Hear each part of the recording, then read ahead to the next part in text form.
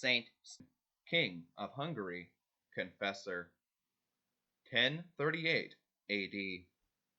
Geza, the fourth Duke of the Hungarians, by conversing with certain Christian captives, and afterwards with certain holy missionaries, as Pellegrinus, Bishop of Passau, Saint Wolfgang, Bishop of Ratisbund, and or their disciples, became infinitely delighted with the sanctity of the maxims of our holy faith, and was convinced of its divine truth and origin by the motives and arguments which are, as it were, the stamp which God has put upon his revelation in order to confirm it to us. And though he had reason to fear great disturbances from the ferocity of his people upon a change of religion, he despised such dangers, and was baptized, together with his wife Sarluth, and several of his officers and courtiers. Sarluth was so penetrated with the wonderful mysteries of religion, and so strongly affected with the great ideas of eternity, that she walked in the paths of heroic perfection with a fervor not inferior to that of the saints.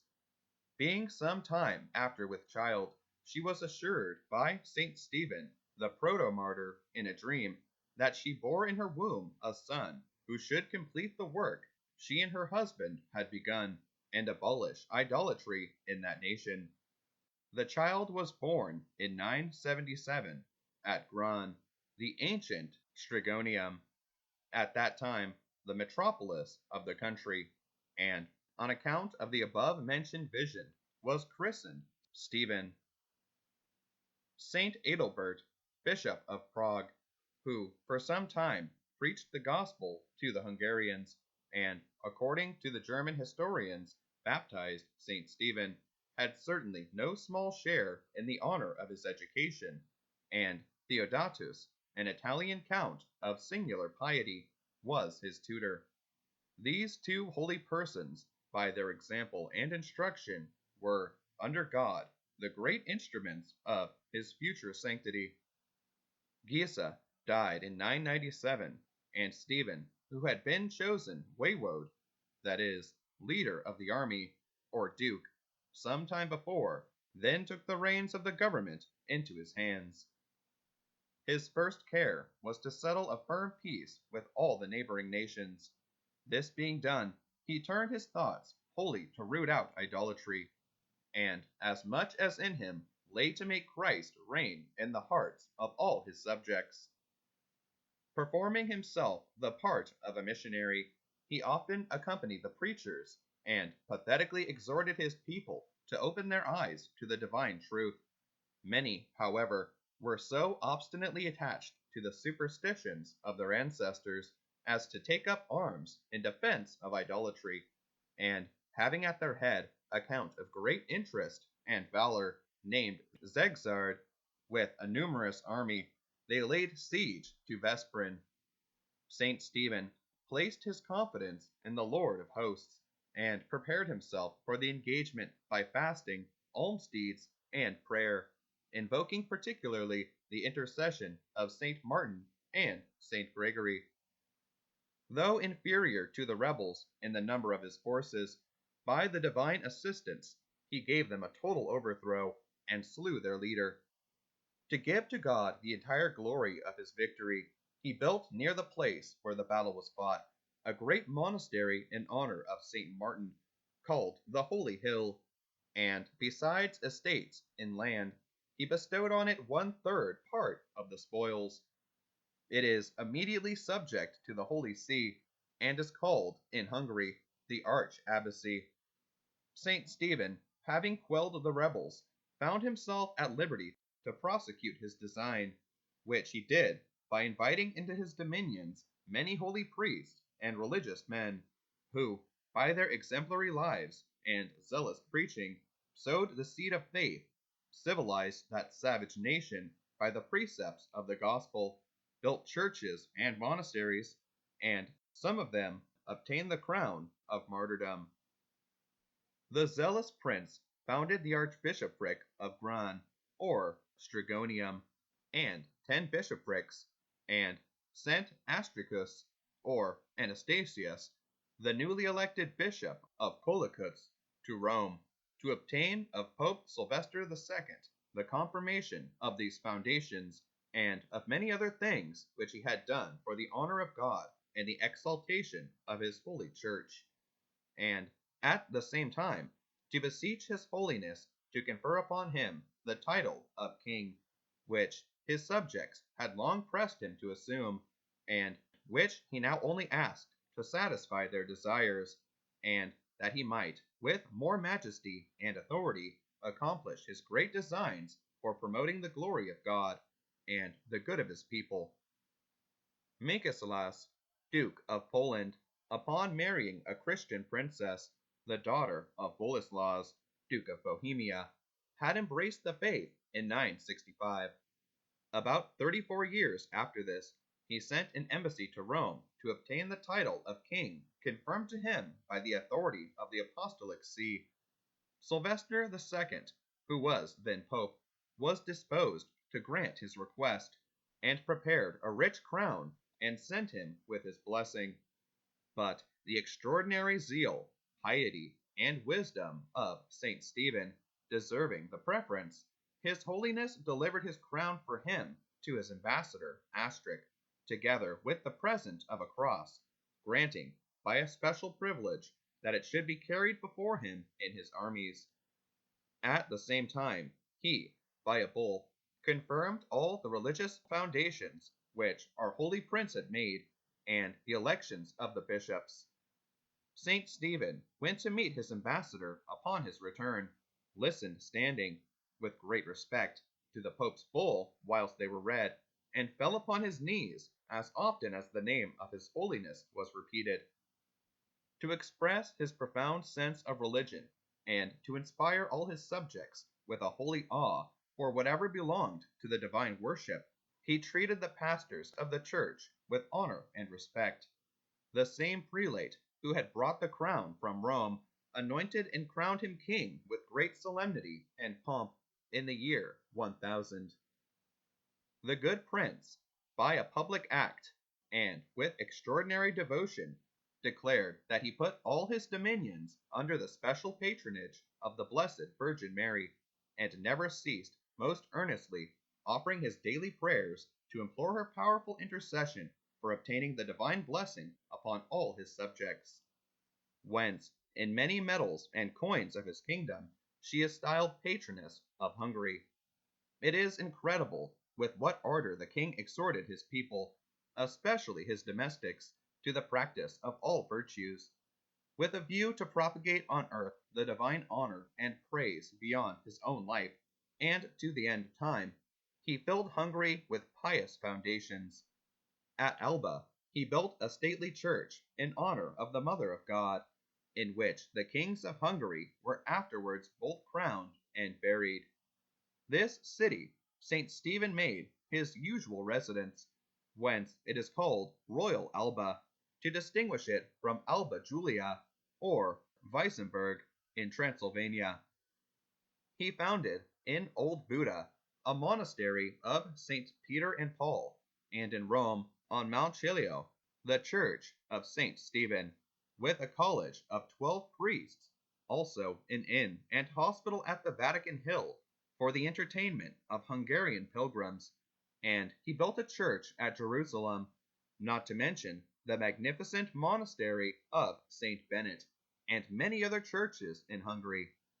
Throughout all his dominions he commanded tithes to be paid to the churches, though these are redeemed to this day in many places by the noblemen for a certain sum of money. St. Stephen, who would seek no alliance but by which piety might be strengthened in his realm and family, took to wife Gisela, sister of St. Henry, King of Germany, who was shortly after crowned emperor, and that holy prince admirably seconded and assisted our saint in all his pious designs. St. Stephen abolished many barbarous and superstitious customs derived from the ancient Scythians, and by severe punishments repressed blasphemy, murder, theft, adultery, and other public crimes. To put a stop to inconstancy and idolatry, he commanded all persons to marry, except religious and churchmen, and forbade all marriages of Christians with idolaters.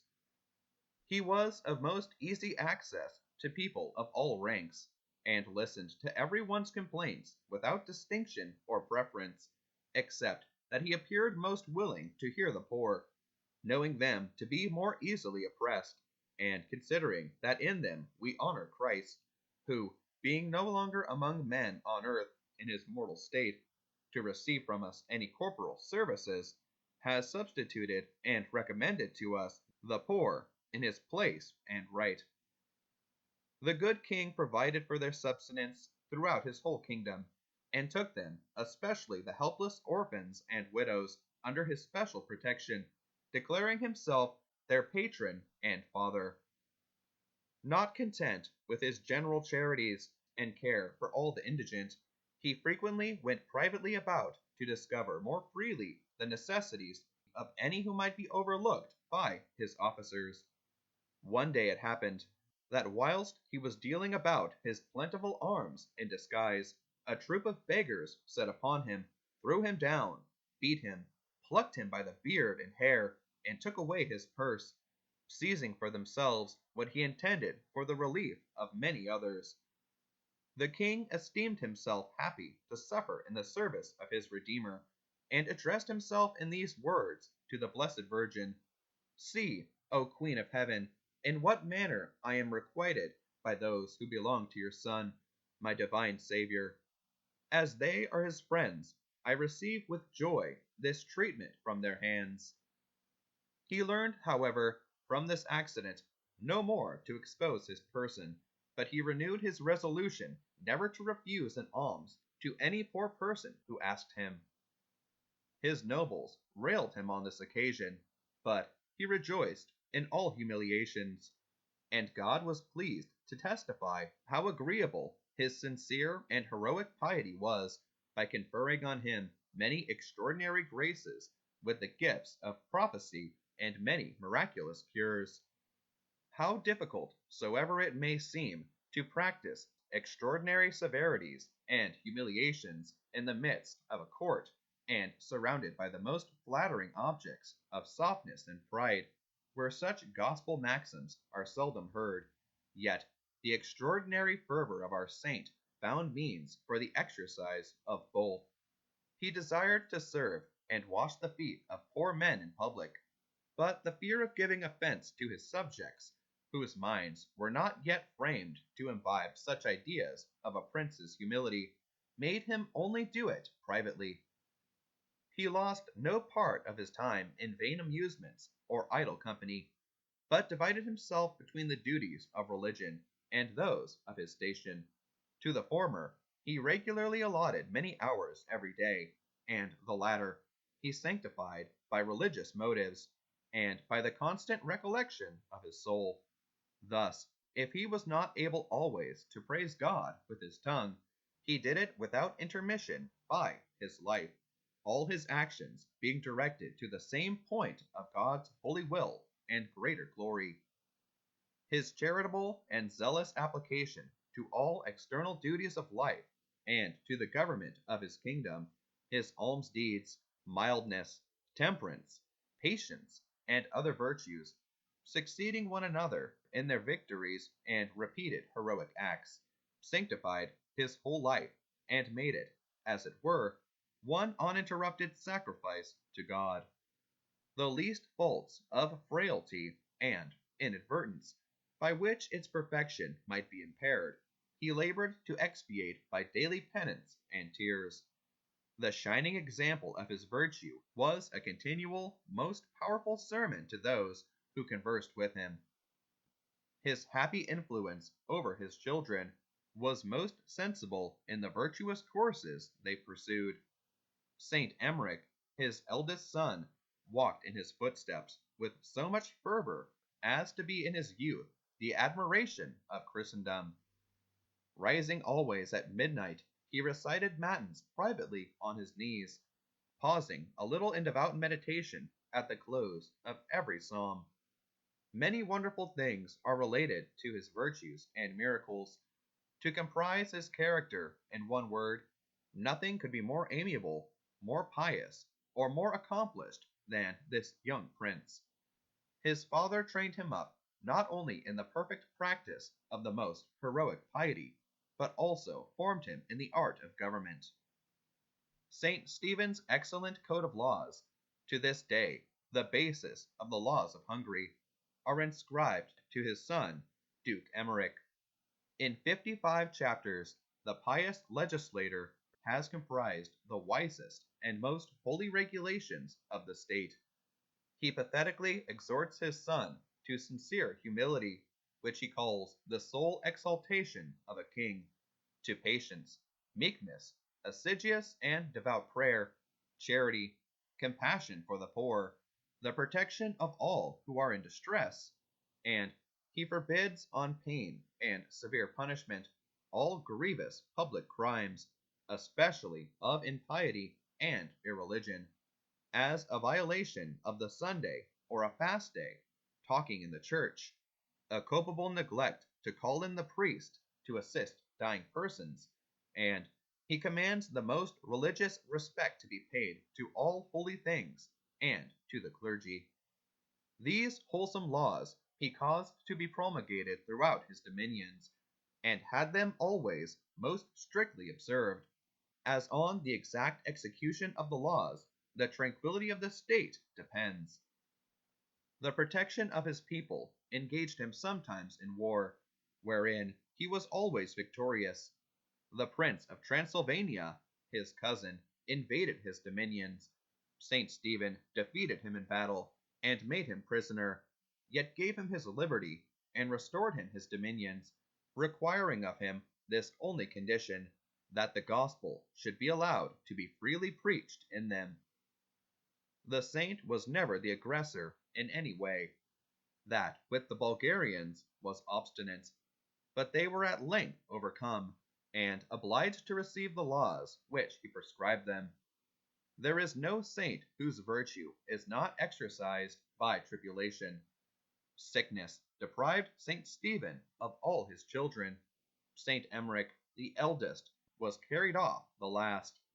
He had then begun to sustain a great part of the burden of the state, and to be both a comfort and assistance to his father.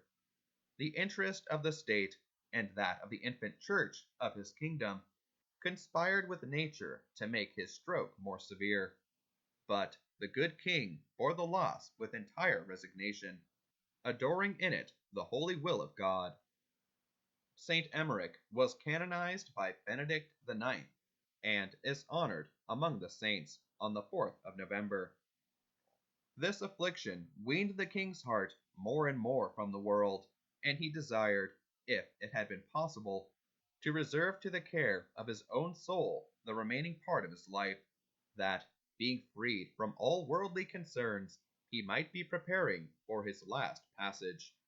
But as the affairs of both the church and state did not allow this, he continued to endure the toil of business, knowing that he was accountable to God for the least neglect or omission in the particular duties of his station towards his Creator, his subjects, or himself.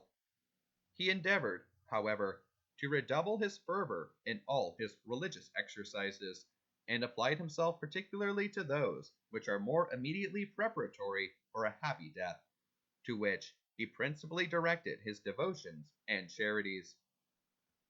Though brave and expert in war, he had always been a lover of peace, but from this time he took a resolution to spill no blood in war, in which he earnestly begged the interposition of divine providence, which did not fail him.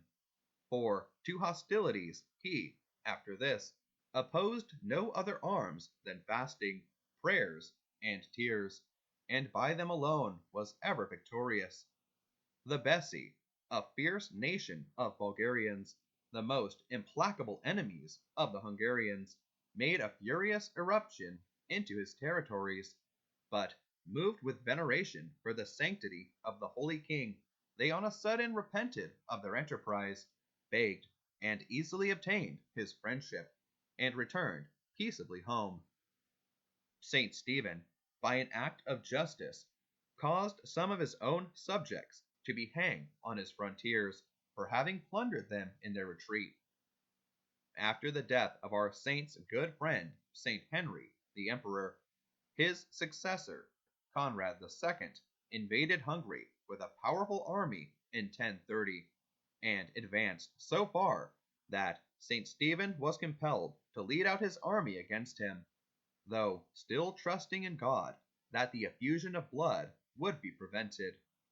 All things seemed to be disposed for a decisive battle, when St. Stephen again recommended himself and his earnest desire of peace to the Blessed Virgin, and to the surprise of all men, the Emperor on a sudden turned his back with his army, and without having executed anything, marched home into Germany with as great precipitation as if he had been defeated. St. Stephen labored 3 years under a complication of painful distempers. During this time, 4 palatines, exasperated at the strict execution of justice which he had caused to be observed, entered into a conspiracy to take away his life. One of them got into the king's chamber in the night with a dagger under his cloak, but let it fall in a fright upon hearing the king ask who was there. Seeing himself discovered, he threw himself at the feet of his sovereign, and obtained his pardon, but his accomplices were executed. The saint, perceiving that his last hour drew near, assembled his nobles, and recommended them to the choice of a successor, obedience to the Holy See, and the practice of Christian piety. He then again commended his kingdom to the patronage of the Blessed Virgin, and after having received the sacraments of penance, the viaticum, and extreme unction, happily expired on the feast of the Assumption of Our Lady, the 15th of August, in 1038, being 80 years old, of which he had reigned 41 from the death of his father, and 38 from the time he had been crowned king. His sacred remains were honored with miracles, and 45 years after his death, by an order of the Pope, at the request of the Holy King Saint Ladislaus, were enshrined and placed in a rich chapel which bears his name within the great church of Our Lady at Buda. He was canonized by Benedict IX in the manner described by Benedict XIV. Innocent XI appointed his festival on the 2nd of September in 1686, with an office of the whole church. The Emperor Leopold having on that day recovered Buda out of the hands of the Turks, after many signal victories over those infidels. In Hungary, his chief festival is kept on the 20th of August, the day of the translation of his relics. Virtue is the most excellent dignity, and the only good of rational beings, as St. Austin observes. Genius, learning, power, riches, and whatever else a man enjoys, are only good when made subservient to virtue. Hence, the ancient Stoics called such external goods conveniences, not good things, because, said they, virtue alone deserves the name of good. This is our glory, our riches, and our happiness in time and eternity. To acquire and continually improve in ourselves this inestimable treasure is the great business of our lives. Yet, how careless are the generality of mankind in this particular! Many spare no pains to cultivate in their minds with science, or to excel in accomplishments of the body, and in every qualification for the world, yet neglect to reform and regulate their heart. Half that attention which they give to their body or studies would make them perfect in virtue. An hour or half-hour a day employed in holy meditation, pious reading, and self-examination would be of infinite service in this most important and noble study. This would teach us the divine maxims of virtue, inspire us with its sublime sentiments, and instruct us in its exercises, and a constant attention and watchfulness in all our actions would endure us to the practice, and ground us in the perfect habits of it. Were we but thus to learn well one virtue every year, we should soon be perfect saints. Holy kings upon the throne never suffered any avocations or business to be an impediment to this earnest application of the science of a Christian. Virtue no sooner gains the empire in the hearts of men, but it rules and sanctifies the whole circle of their actions, makes all the employments of their state an uninterrupted exercise of its various acts, and advances daily in fervor and perfection. Note 1.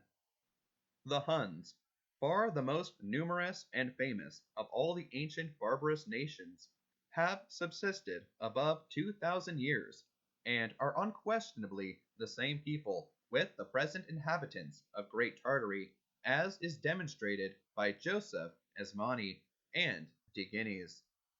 Some of their colonies are at this day possessed of China, Korea, Japan, and several other kingdoms in the eastern parts of Asia.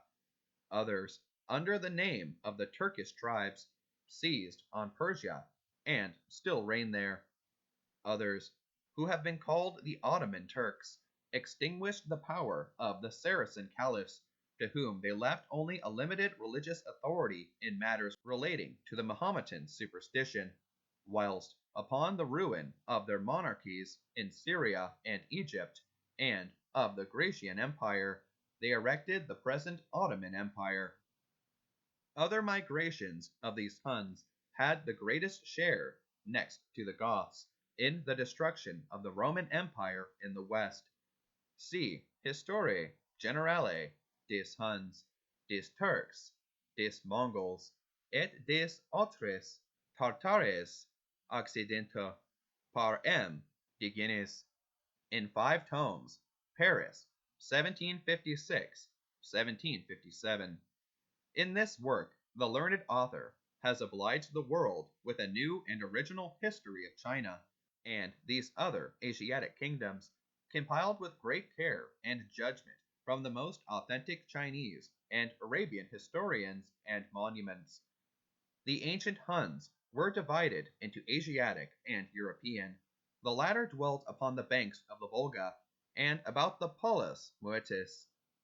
The implacable hatred which the Goths bore them, and the difference of these Huns both from the Goths and the Normans, and from all the ancient German nations, both in complexion and the frame of the body, and in dress, manners, and language, demonstrate them to have been very different nations in their original foundation. The skins of beasts served the Huns for clothes, with the fur turned outward, as the Hungarians and Poles use to this day in their caps. The goodness and beauty of these skins or furs made the distinctive ornaments of their nobility, and the skins, or martens, were sought after far and near. The Hungarian language is a dialect of that of the Huns, and differs equally from the Scandinavian and Teutonic. Ammianus Marcellinus, St. Jerome, the Abbot Regino, and the Annals of Metz assure us the Huns and the Hungary came from the Scythia beyond the Tanais, near the foot of Mount Caucasus. Zonaras, Cydrinus, Europolates, Dernandes, and Samocata call the Hungarians Huns and Turks. They therefore are mistaken who, with George Echard, pretend that the Hungarians were of a Sclavonian or Sarmatian origin. Attila, the famous leader of the Huns in their greatest European expedition, left them at his death in 453, possessed of Pannonia. Soon after, this country fell a prey to the Goths, called Gepidae, and afterwards to the Hunni Abares, who were so called, according to Paulus Diaconos, from a king of that name. They were driven from their original seats near the Volga by a tribe of the Turci, as Samocata Evagrius, and Theophanes mention, and broke into Pannonia together with the Longobardi, whose king was called Audwin. This prince's son and successor, Alboin, being invited by Narses into Italy, led thither the Longobardi in 568, leaving all Pannonia to their allies the Avares, as Paulus Diaconus relates. Charlemagne extinguished the kingdom of the Lombards in Italy in 774, after it had lasted 206 years under 24 kings, and also that of the Avares in Pannonia in 799, after a furious war of 8 years' continuance, in which all the princes and noblemen of that nation were slain, and most of the strong cities leveled with the ground, as Eginhard relates in the life of Charlemagne. From that time, these Avares continued subject to the French or German Empire till the invasion of the Hunni or Hungary. These were another nation of the Huns, so called either from Ogar, their leader, or from their country, Iguria, the same that is at present known by the name of Jura or Heberstinius, as Heberstinius proves from the languages, manners, and many customs of the two nations at this day. This province lies beyond the Hyperborean mountains, many miles from Moscow, from the coast of the frozen ocean towards Siberia to Mount Caucasus, as we learn from Paulus Jovius, and from Gugnini, who lived many years a commanding officer in those parts. These Hungarians were driven from that country about the year 680 by a numerous swarm of the Patsinitsi from the borders of Asia, and after wandering some years in the deserts about the Danube, where they lived by fishing, hunting, and plundering other countries, they gathered all their strength, and entering Pannonia in 889, defeated the imperial forces, subdued the Hunni Avares, and settled themselves in that country, as the annals of Metz and those of St. Burton relate. De Peyonel, who was long French consul in Crim Tartary, and afterwards at Smyrna, and traveled over all these countries to make observations on their antiquities, remarks that the Hungarians, though surrounded with nations, most of which derive their dialects from the Sclavonian or Old Sarmatian, use a language which has no affinity with it, or any other known language in the world, except a sensible analogy with the Circassian, spoken from the Sea of Asoph to the Caspian Sea. The Turks also acknowledge an affinity between their language and the Hungarian, and call the Hungarians their brothers. This is to be understood of the original words of their primitive language, for the modern Turkish is chiefly composed of Persic and Arabic, as may be seen in the modern dictionaries of the Turkish language, printed at Vienna, principally that by Miniski of the Arabian, Persian, and Turkish languages at Vienna in 1680, and reprinted at London by the care of Mr. Jones of Oxford in 1771. These Hungari are called by some of the Byzantine historians Magyars and Turks, which word signifies any vagabond people. The ancient Scythians were in the Middle Ages called Huns, and often Turks, which names they changed at home in later times into that of Tartars, this last denomination being derived from the name of a great king, Tatar or Tartar, who reigned among them in Asia, and gave his name first to a particular tribe among them near the confines of China. Arpidus was leader and general of the Hungarians when they settled in Pannonia, from whom St. Stephen was the fifth in a lineal descent. Constantine Porphyrogenita describes the boundaries of their conquests and kingdom to have been on the East Bulgaria and the Patzinicidae, who about the same time made themselves masters of the country towards the mouth of the Danube and north to Wallachia and Transylvania, on the west Moravia, where then reigned Svendoplokus, and beyond Belgrade the Dalmatians. Alban informs us that the original Tatars, or Tartars, inhabited the country near the lake Bornor, now Koknor, between the sandy deserts of Gobi and Tibet, mentioned by Du Halde. Boro and Koko have almost the same signification in the language of the Kalmucks, the present inhabitants of that region, the descendants of these most ancient of the Tartars. The White Tartars, who are employed by the Chinese in keeping their wall, are a different people, inhabit the country from the eastern coast of the Caspian Sea to the borders of Siberia, speak the Turkish language, and are Turks or Huns. All these were called Scythians. The great conqueror Genghis Khan, or rather Genghis Khan, was not a Tartar, but from Mogul. With an army partly of Indians from Mogul, but chiefly of Tartars, of 2 millions of men, he overran all the East, as the Armenian, Persic, and Arabic annals inform us. Note 2. The Poles, Bohemians, Dalmatians, and Asturians are originally Sclavonians, who seized those countries in several migrations. The ancient country of the Slavi, or Slavonians, lay in certain provinces of that part of Sarmatia, which is at present called Great Russia, or Muscovy, as Joseph Asimani shows. These Slavi were very different people from the rest of the Scythians called Huns, no less than from the Goths, as the same learned author proves, though the Slavi have been sometimes confounded with the Hunni.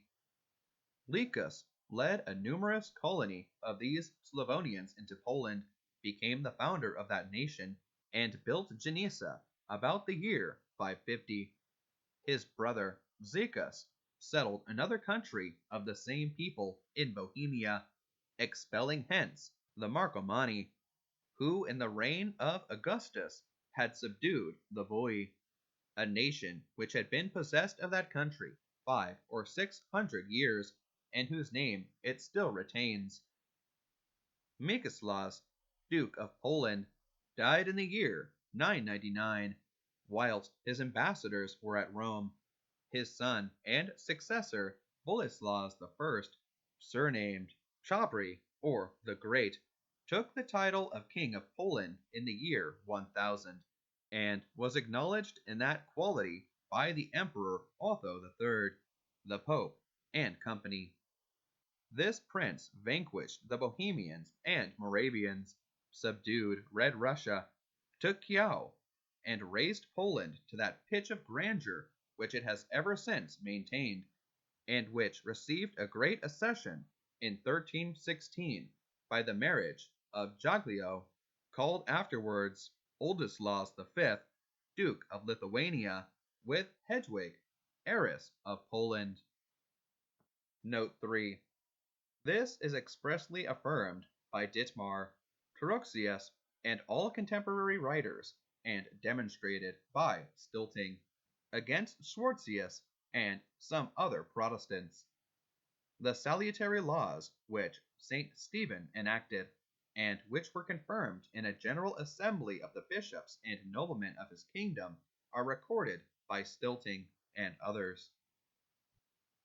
St. Stephen, King of Hungary. Feast Day, September 2nd.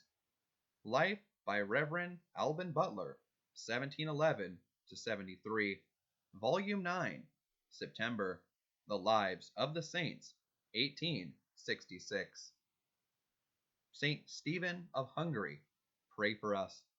Christ our King, thy kingdom come.